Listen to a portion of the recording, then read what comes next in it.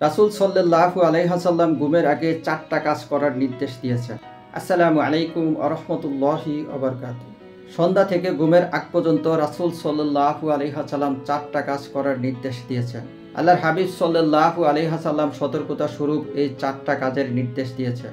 কি সেই 4টা কাজ আমাদের সকলের জানা দরকার। আল্লাহর হাবিব সাল্লাল্লাহু আলাইহি ওয়াসাল্লামের এই হাদিসটি সকল উম্মতি মুহাম্মদের জন্য এক বিশেষ নসিহত। আল্লাহর হাবিব সাল্লাল্লাহু আলাইহি ওয়াসাল্লাম বলেন, নাম্বার 1, রাতে পানাহারের পর তোমরা পাত্রগুলো ঢেকে রাখো। নাম্বার 2, ঘরের দরজা বন্ধ করে রাখো।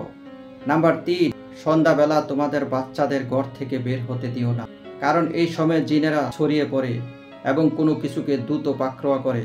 নাম্বার 4, ঘুমের আগে বাতিগুলো নিভিয়ে ঘুমাবে। বুখারী শরীফ, হাদিস 3316। প্রিয় দিনী ভাই ও বোনেরা, দিনের দাওয়াতি কাজ মনে করে ভিডিওটি শেয়ার করে অন্য ভাইদের দেখার সুযোগ করে দিন।